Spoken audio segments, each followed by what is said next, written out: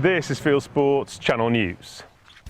The Welsh Government has ruled that shooting is a borderline illegal activity.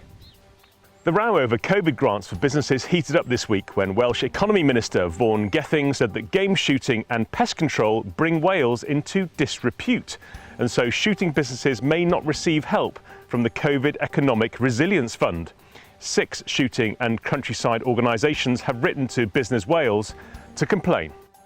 Shooting in Wales supports tourism at a crucial time of the year, brings people into the country, those people spend money, it's crucial for the economy, it's crucial for conservation.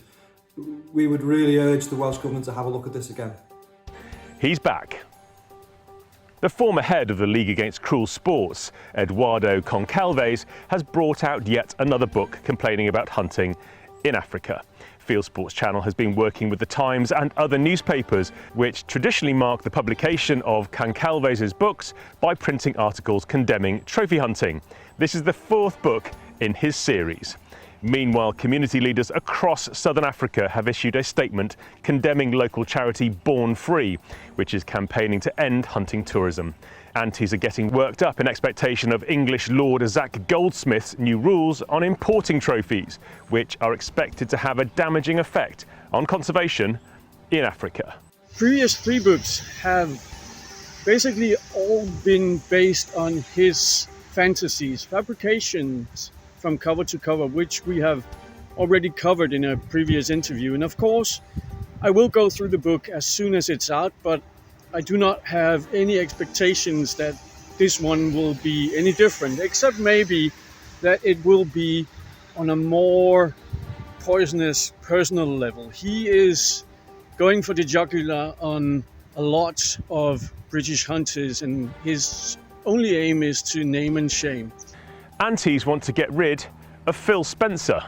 The film we made about the TV presenter going pigeon shooting and deer stalking is doing the rounds on the internet, provoking hate speech from aunties. We made the film in 2011, and every couple of years the aunties put it out in the hope that Channel 4 will sack Phil for it. At Phil's request, we've taken down our version from YouTube and ask others who use it to do the same. You'll be able to see Phil when he joins Charlie on the stage at the Game Fair Theatre on Friday the 23rd of July at Ragley Hall in Warwickshire. Clay shooting is getting a boost from the Euros. The BBC has sent retired footballer Peter Crouch out to interview England midfielder Mason Mount. In the new series of Crouchy's Away Day, Peter and Mason try out and enjoy clay pigeon shooting. Plus they talk about tournament successes, Euros memories and the advantage of small technical players. Mason missed the start of the Euros because he had to self-isolate and was not picked to play Germany. He's expected to play in England's next match on Saturday. After bringing the capercaillie to the brink of extinction in the Cairngorms, the RSPB wants scientists to let it off the hook. The Cairngorms Capercaillie project has asked scientists from the Royal Zoological Society of Scotland to collect feathers in order to determine whether Scotland's capercaillies are too few to survive, and so let the RSPB buy more from continental Europe. A founding member of the project, the RSPB has presided over the tragic loss of Scotland's capercaillies, funded by millions of pounds of taxpayers and lottery money, because it refuses to allow gamekeeping practices to conserve the birds.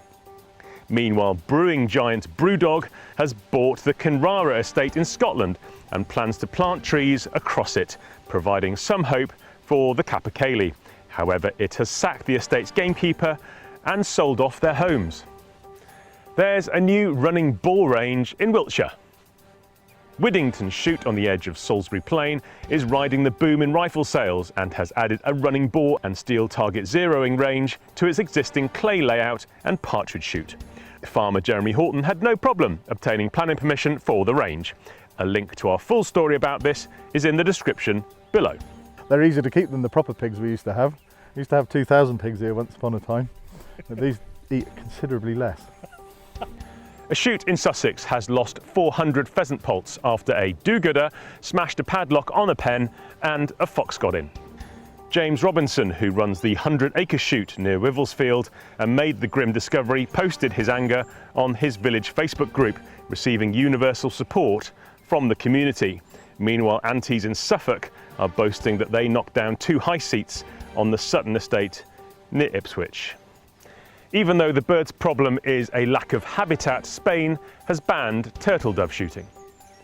Spanish hunters shoot an estimated 900,000 turtle doves each year, with millions more shot in North Africa and throughout the rest of Europe, including 5,000 in Malta. Now the Spanish government is banning shooting for a year. At the same time, a French court has outlawed glue traps. France's highest appeals court has ruled that hunting of songbirds with glue traps is illegal, saying an exemption that has permitted the practice for 42,000 birds a year is in breach of European legislation. The World Wildlife Fund is on the front line of the war against poaching in Africa, but a new report says it's going too far. A new film by news channel Vice.com alleges that alongside efforts to crack down on the illegal trade in wildlife, WWF anti-poaching personnel are raping and murdering local people in Africa. The report says the victims are caught up in the war between untouchable wildlife traffickers and the WWF. Australian Antes who get in the way of shooters now face a raft of financial penalties.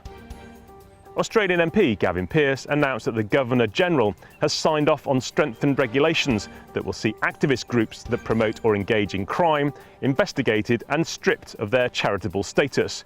Pearce says there is nothing charitable about assaults, trespass, vandalism and illegal blockades.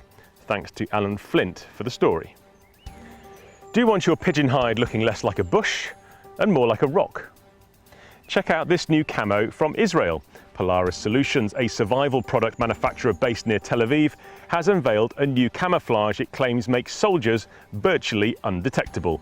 Developed in partnership with Israel's Ministry of Defense, the Kit 300 sheet is made of thermal visual concealment material that combines microfibers, metals and polymers to make soldiers harder to see with the human eye, and thermal cameras. The sheet weighs just over a pound, allowing soldiers to roll it up and carry it easily. And finally, a squirrel will do anything for nuts. As this picture on a local news site shows, a squirrel in Cheshire got stuck in a squirrel-proof bird feeder. The RSPCA freed it and, as several grey squirrel shooting groups on Facebook have pointed out, illegally released it. You are now up to date with Fieldsports Channel News. Stalking the stories, fishing for facts.